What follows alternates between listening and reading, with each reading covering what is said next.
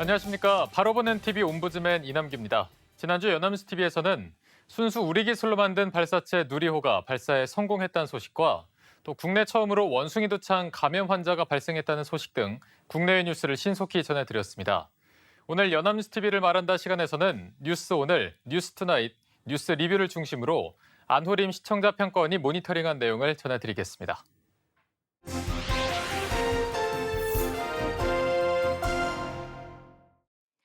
법원은 산업부 블랙리스트 의혹과 관련해서 수사를 받고 있는 백운규 전 산업통상자원부 장관에 대한 구속영장을 기각했습니다.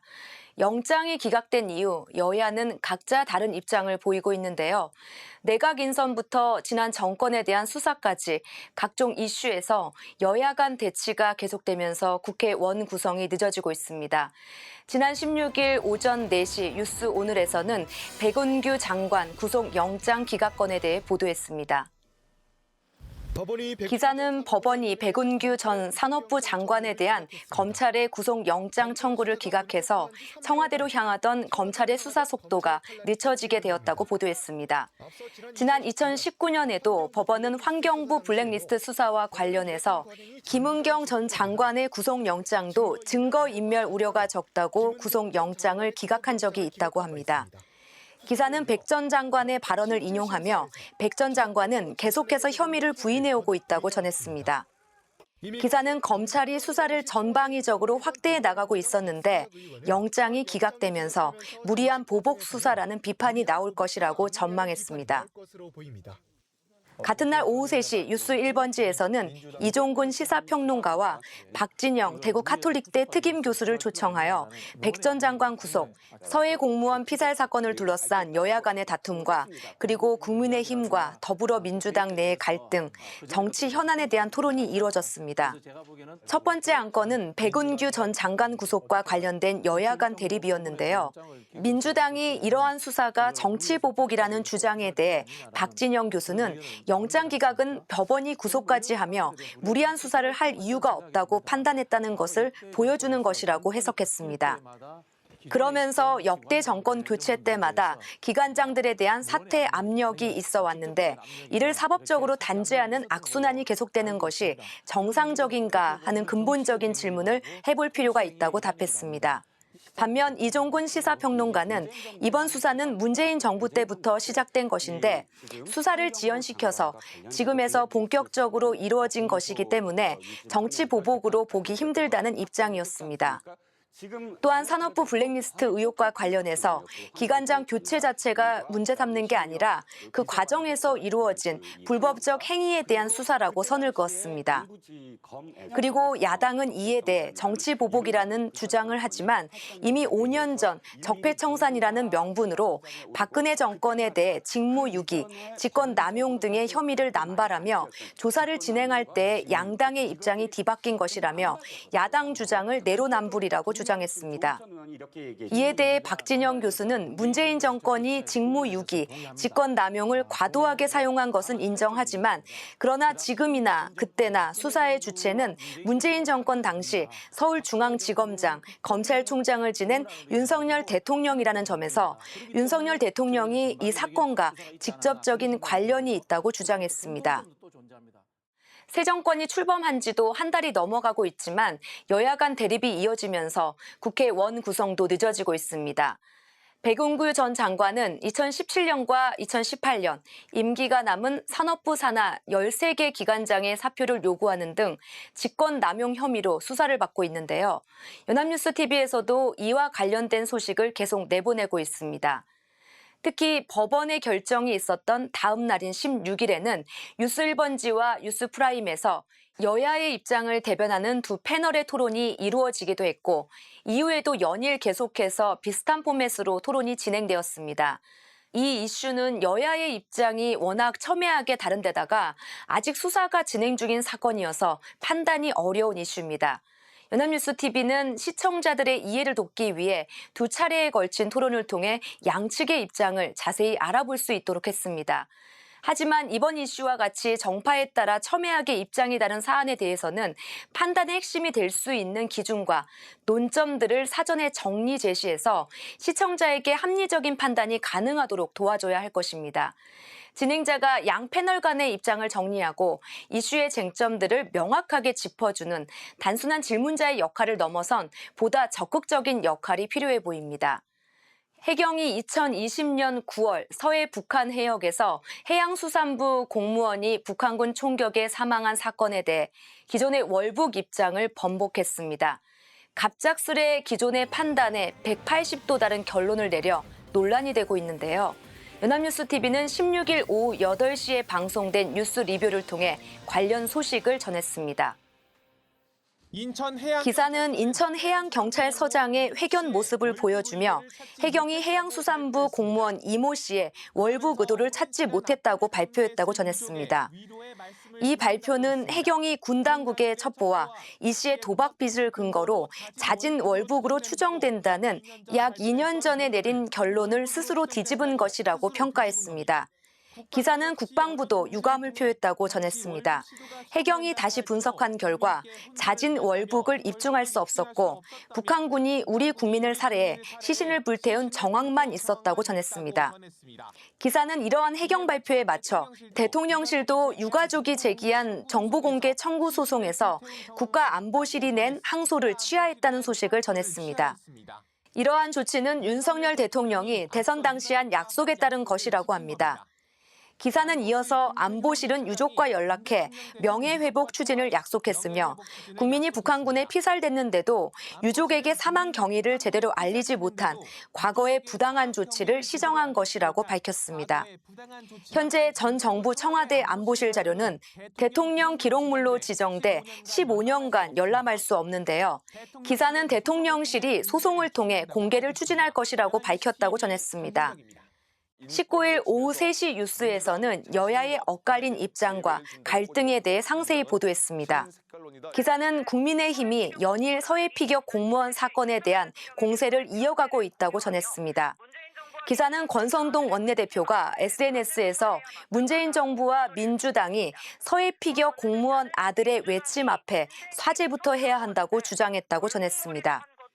권 대표는 민주당은 정의와 인권을 강조하면서도 민주당 자신과 북한에 대해선 예외를 둔다며 북노남불이라고 비판했다고 합니다. 기사는 민주당 우상호 비대위원장이 19일 정례 기자 간담회에서 국민의힘의 주장은 신색깔론적 접근이라고 일축했다고 전했습니다. 우상호 위원장은 야당 압박의 의도라며 강력하게 대응하겠다고 합니다. 우희 위원장은 민생 경제가 우선이라며 서해 공무원 피격 사건을 다시 쟁점화하는 전략적 공세를 거두라고 촉구했다고 합니다. 연합뉴스TV에서는 이 사건에 대해서도 뉴스1번지와 뉴스프라임에서 백운규 전 장관의 사건과 같이 다뤘습니다. 앞서 다룬 이슈와 마찬가지로 여야의 입장을 대변하는 패널들의 토론이 이루어졌지만 정치적인 해석이 줄을 이뤘습니다. 연합뉴스TV의 보도 또한 정치적 파장에 방점을 두고 있는데요. 좀 더 다양한 시각에서 이 사건을 다뤘다면 하는 아쉬움이 남습니다. 19일 기사에서는 여야의 입장을 다루고 있는데요. 더불어민주당 우상호 비대위원장의 발언의 경우 여타 언론의 보도를 보면 주장에 대한 논거까지 제시된 반면에 연합뉴스TV의 기사는 결론만을 제시하고 있습니다. 그러다 보니 양측의 입장 차이만 두드러져 보일 뿐 누구의 주장이 옳고 그른지에 대한 판단에는 도움이 되지 않습니다. 기사를 압축적으로 작성하는 것은 당연하겠지만 맥락을 이해하기 어려울 정도로 줄이는 것은 바람직하지 않아 보입니다. 16일로 예정되었던 누리호의 2차 발사가 센서 오작동으로 인해 연기되었습니다. 이와 관련된 15일 오후 8시 뉴스 리뷰에서는 누리호 2차 발사 무산 소식을 전했습니다. 기사는 발사대에 올랐던 누리호가 산화제 탱크 내부 센서의 오작동이 발견되어 반나절 만에 다시 내려왔다고 전했습니다. 산화제 양을 표시해주는 센서가 특정 값에 고정되어 있는 현상이 나타났다고 합니다. 기립 상태에서는 원인을 찾지 못해 결국 누리호를 다시 조립동으로 옮겨 분석에 들어갔다고 기사는 전했습니다. 기사는 2차 발사 예비 기간인 23일 안에 발사일을 다시 잡을 수 있을지 불투명하다고 전망했습니다. 만약 다음 주까지도 원인을 찾지 못하면 발사가 몇 달이 미뤄질 수도 있다고 합니다. 기사는 연구자들이 최대한 빨리 문제의 원인을 찾을 것이라고 강조했다고 전하면서 마무리했습니다. 19일 오전 8시 일요 와이드에서는 누리호 재발사가 21일로 확정됐다는 소식을 전하면서 재발사 성공에 영향을 미칠 변수들을 점검했습니다. 기사는 누리호가 21일로 재발사를 결정했지만 여전히 많은 변수들이 남아있다고 전했습니다. 기사는 첫 번째로 날씨를 지목했습니다. 누리호가 좁고 길면서 무겁기 때문에 주변을 둘러싸는 강풍이 주요 변수가 된다고 합니다. 나아가 낙뢰와 두꺼운 구름층도 장애물이 될 수 있고 장맛비도 주의해야 한다고 전했습니다. 두 번째는 또 다른 부품 결함 가능성입니다. 누리호를 구성하는 총 37만여 개의 부품 모두가 제때 제 성능으로 내줘야 발사가 성공할 수 있다고 합니다. 기사는 고정환 한국항공우주연구원 한국형 발사체 개발본부장의 발언을 인용해 100% 문제 없을 것이라는 보장은 어렵다고 전했습니다. 우리나라의 항공우주 산업이 한 단계 도약할 수 있는 가늠세가 될 누리호 2차 발사에 많은 관심이 쏠렸는데요. 연합뉴스TV도 국민의 관심을 반영해서 발사 준비 단계부터 연일 속보를 쏟아내며 보도했습니다. 19일 일요 와이드에서는 단순한 사실 보도에 그치지 않고 재발사 성공에 영향을 미칠 주요 변수를 정리 보도하기도 했습니다. 2차 발사가 연기되었던 16일 뉴스포커스에서는 장영근 한국항공대 항공우주기계공학부 교수를 초청하여 주요 의문사항에 대한 상세한 설명을 듣기도 했는데요. 전문적인 기술 지식이 필요한 분야인 만큼 시청자들이 궁금할 점도 많을 것인데 인터뷰를 통해 많은 의문이 해소되었던 것으로 생각이 듭니다. 다만 전문가 인터뷰 방식이 시청자들이 가장 이해하기 쉽고 흥미를 유발할 수 있는 포맷인가는 고민해볼 필요가 있어 보입니다. 기자들이 직접 취재 정리하고 이해를 도울 수 있는 각종 그래픽을 활용한 해설 기사가 좀 더 많았으면 하는 바람입니다.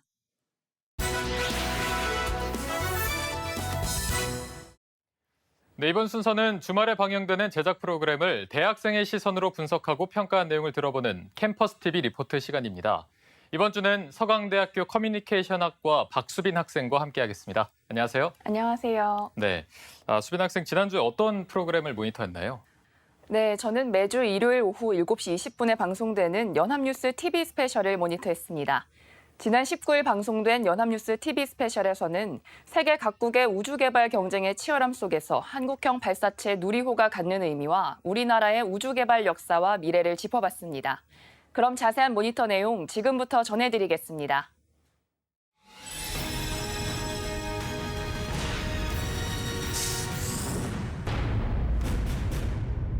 지난 15일 방송은 지난 15일 누리호 2차 발사를 앞둔 나로 우주센터의 모습을 보여주며 시작됩니다. 이 발사대에 집중됐습니다.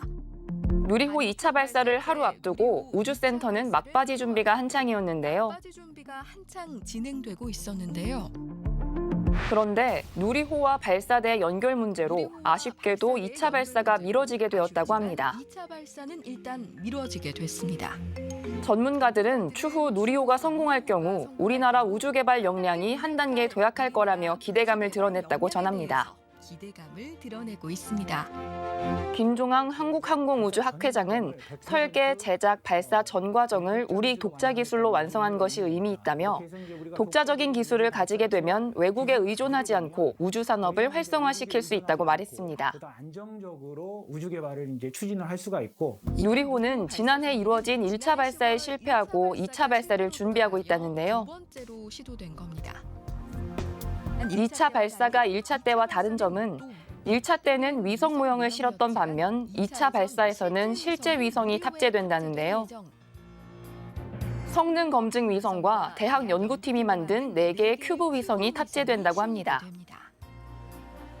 그중 이번 누리호에 실리게 될 큐브 위성 이름은 미먼으로 미세먼지의 줄임말이라고 합니다. 미세먼지의 줄임말이고요. 미세먼지를 관측하는 위성이기 때문에 이름을 따서 지었다고 합니다.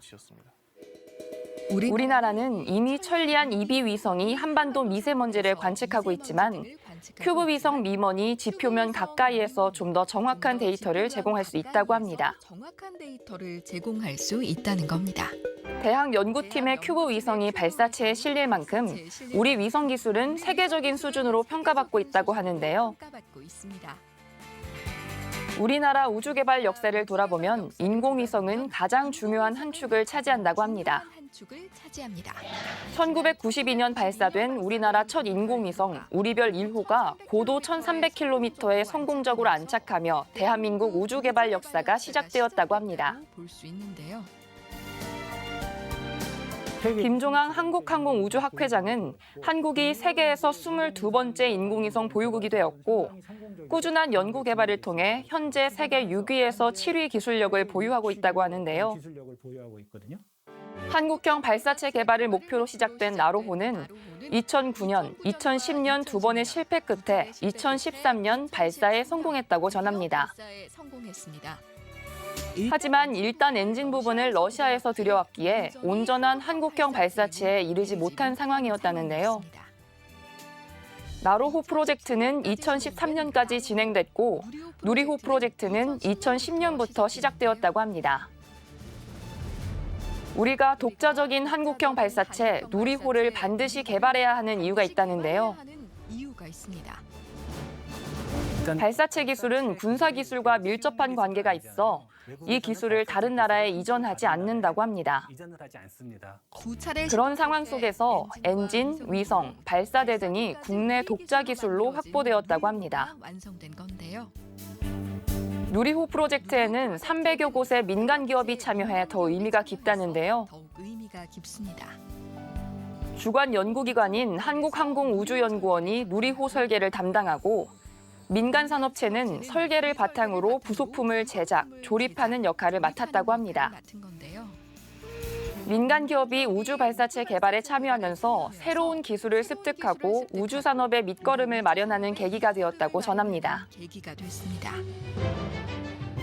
2022년은 누리호뿐만 아니라 세계 각국의 우주 계획이 많이 예정되어 있다고 합니다. 우주 계획이 많이 예정돼 있습니다. 이제는 일론 머스크의 스페이스X, 제프 베이조스의 블루 오리진, 리처드 브랜슨의 버진 갤럭틱 등 정부가 우주 개발을 주도하는 올드 스페이스에서 민간이 주도하는 뉴 스페이스 시대로 바뀌고 있다는데요. 바뀌고 있는 지금 지난 30년간 의미 있는 성취를 거둬온 대한민국 우주 산업이 지금껏 그래왔듯 우주를 향한 도전을 멈추지 않을 것이라는 말과 함께 방송은 마무리됩니다. 멈추지 않을 겁니다.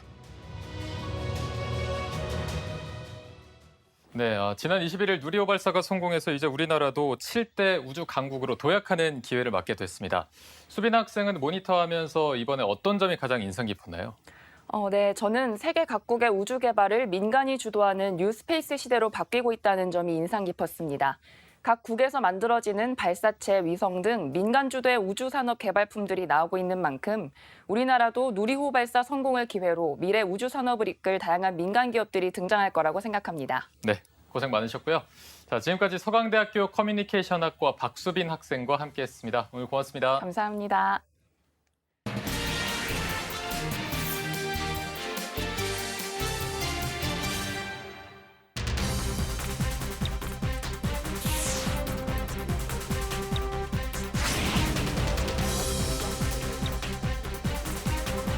아들로 꽉꽉 찔러가네.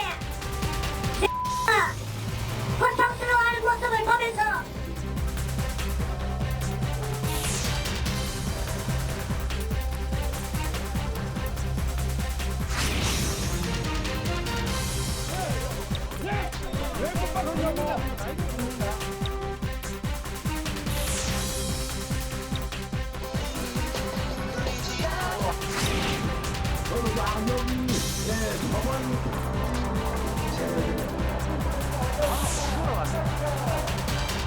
자료 가져가시면 되겠습니다. 그래서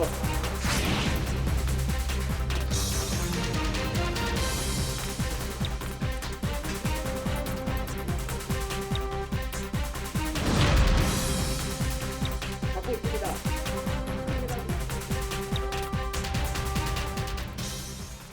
문재인 전 대통령 사저 앞 집회에 이은 윤석열 대통령 자택 앞 맞불 집회로 인근 주민들의 고통이 커지고 있습니다. 이 집회가 표현의 자유가 아닌 공격과 보복 수단으로 악용되고 있다는 비판 속에 정치권에선 집회시위법 개정안을 잇따라 발의했는데요. 일각에선 헌법상 기본권인 집회와 시위의 자유를 제한할 수 있다는 우려도 나오고 있습니다. 오늘 TV와 비평 시간에는 전현직 대통령 사저 앞 시위와 집시법 개정을 둘러싼 각종 논란에 대해서 언론에서는 어떻게 다루고 있는지 자세히 알아보겠습니다. 동아방송예술대학교 방송보도제작과 정은희 교수와 함께하겠습니다. 안녕하십니까? 안녕하십니까? 네. 자, 먼저 전현직 대통령의 사저 앞에서 벌어지고 있는 시위 양상, 또 주민 피해, 또 문재인 전 대통령과 윤석열 대통령의 반응 등에 대해서 언론에서는 어떻게 보도하고 있는지 말씀해 주시죠. 네. 연일 전현직 대통령 사저 앞에서 벌어지고 있는 시위에 대한 언론 보도가 있습니다. 윤석열 대통령과 문재인 전 대통령의 자택 인근 집회가 진영간 맞불 집회로 번지면서 뜨거운 감자로 떠올랐습니다. 소음 피해를 겪는 주민들의 호소가 계속이 되면서 국회에서는 집회 및 시위에 관한 법률 개정 움직임이 활발해지고 있는데요. 뉴스원에 따르면 문재인 전 대통령이 퇴임 후 귀향한 경남 양산시 평산마을에서는 지난달 10일부터 보수단체 회원들의 집회가 끊이지 않고 있습니다. 일부 보수단체 회원들과 유튜버들은 이 문 전 대통령 내외를 향해서 간첩, 빨갱이라고 지칭을 하면서 목소리를 높이거나 욕설과 원색적인 단어를 섞어가며 매일 확성기 시위를 하고 있는 양상입니다.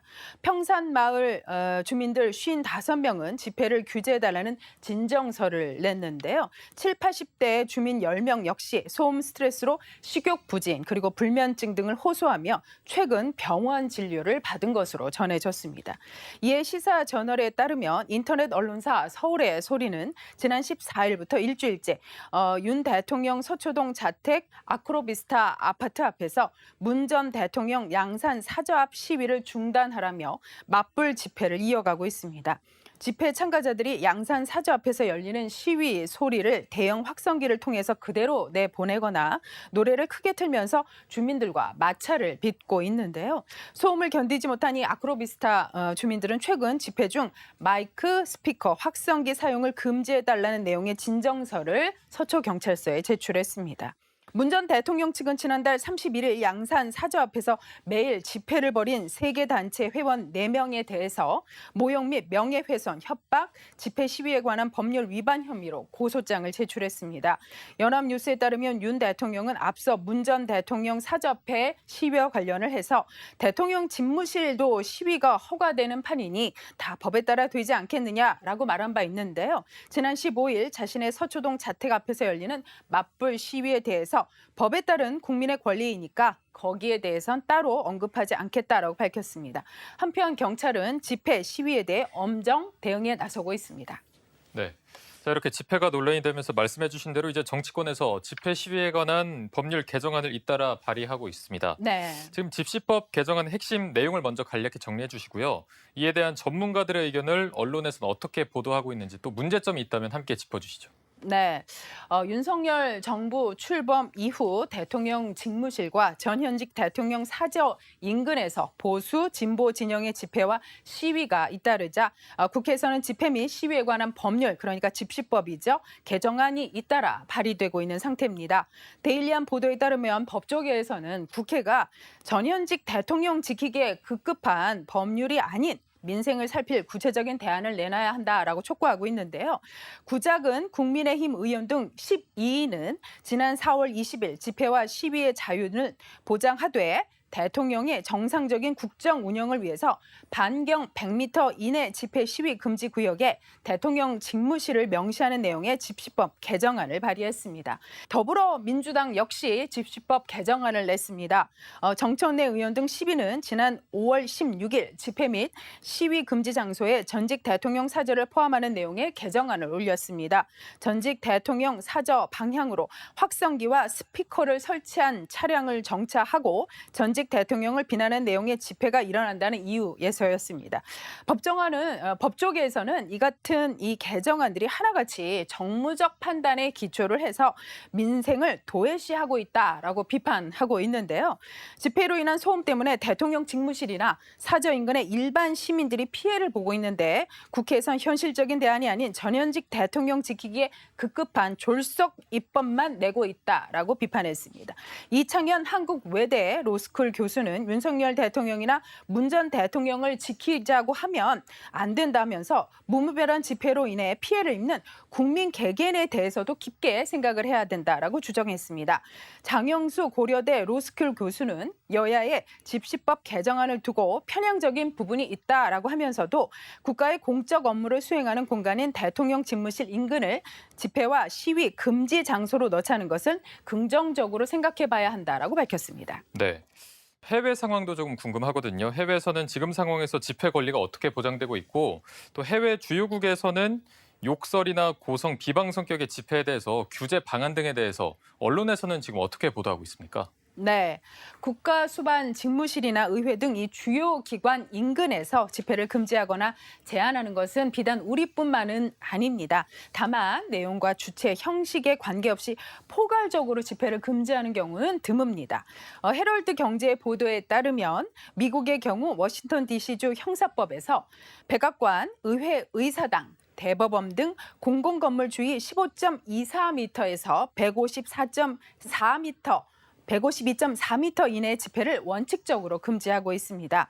여기에 의회, 의사당 구역에서의 교통 규제에 관한 규정에는 집회 일시 5일 전에는 허가를 청구할 수 있도록 되어 있고 다만 7일 이상 연속되고 24시간 이상 진행되는 집회의 경우에는 불허할 수 있습니다.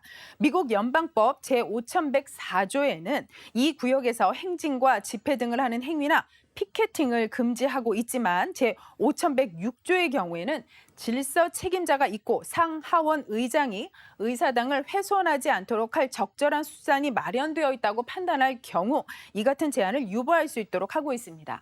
한상희 건국대 법학전문대학원 교수는 백악관의 경우 실제로는 집회를 신청하면 70%가량 허가가 된다면서 사실상 일정 요건만 갖추면 집회가 가능하다고 볼 수 있다라고 설명을 했는데요.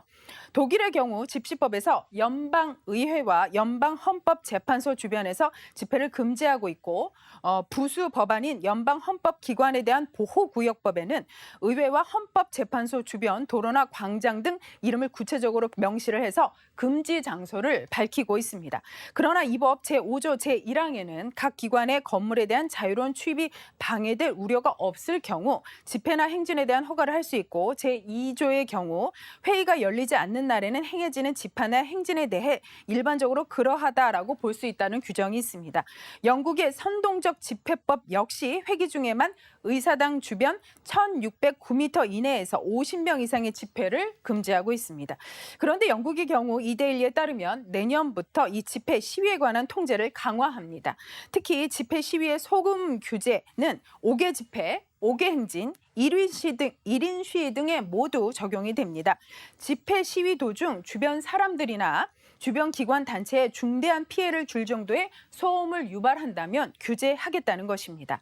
일본은 법률에 따라서 국회의사당 각 정당 당사 및 외국 공간 주변 지역에서 확성기 사용을 금지하고 있는 정도입니다. 특히 영국처럼 이 선진국들이 집회 시위 대응에 있어서 기조 변화가 감지되고 있는데요. 전문가들은 이러한 선진국의 변화는 우리나라에도 시사점이 있다라고 얘기를 합니다. 정재영 울산대 경찰학과 교수는 집회 시위의 양상이 변화하고 있는 만큼 해외 사례와 함께 이해 관계자들의 권익과 피해 양상 등을 고려해서 법 개정 논의를 해야 한다라고 말한 바 있습니다. 네. 지금 문제가 이제 특정 집단의 의사표시가 좀 과격한 방식으로 표출이 되면서 갈등이 일어나고 있는 것 같습니다. 네. 물론 집회 시위의 자유도 있고 시민들의 행복 추구권이나 평온권도 보장이 돼야 되는데 이 모든 권리를 훼손하지 않고 절충점을 마련하기 위해서 언론에서는 좀 어떤 자세를 갖춰야 할까요? 네. 국민들 여론은 앞서 말씀드린 욕설 시위에 대해서 사실 매우 부정적입니다. 앞서 지난 17일 공표된 뉴스토마토 여론조사 결과에 따르면 국민의 43.6%가 문재인 전 대통령의 경남 양산 사저 앞에서 진행되고 있는 일부 보수단체의 욕설 시위에 대해서 공권력 투입 등 적극적인 조치를 바라는 것으로 나타났습니다. 시위 수위를 스스로 자제해야 한다, 조절해야 한다는 의견도 27.1%에 달했고요. 반면 집회권을 존중해야 한다는 의견은 18.6%에 불과했습니다. 더불어 사는 사회에서 각자의 의견을 표현을 하고 서로 존중받기 위해서는 함께 산다는 시민의식이 가장 중요하지 않나 싶습니다. 시위가 극단적인 양상으로 가는 것은 막아야 할 텐데요. 물론 시위단체는 자신들의 의견을 관철할 수 있도록 필사의 노력이 필요하다고 생각을 할 겁니다. 그러나 무엇보다 가장 중요한 것은 시민들을 보호하는 것입니다. 이럴 때 견제 장치가 필요할 텐데요. 언론이 바로 이런 역할을 해주어야 한다고 생각을 합니다. 각계의 의견을 경청을 하고 건강한 공론이 될 수 있도록 언론이 바로 그런 역할을 해준다면 진정한 대화의 창구가 될 수 있을 것이라고 생각합니다. 네, 알겠습니다. 오늘 말씀은 여기까지 듣도록 하겠습니다. 네. 지금까지 동아방송예술대 방송보도 제작과 정은희 교수와 함께했습니다. 고맙습니다. 감사합니다. 네, 옴부즈맨 제작진은 시청자 여러분의 다양하고 소중한 의견을 기다리고 있습니다. 방송을 보고 느낀 소감을 연합뉴스TV 홈페이지 시청자 게시판이나 SNS로 보내주시기 바랍니다. 저희는 다음 주에 다시 찾아뵙겠습니다. 여러분 고맙습니다.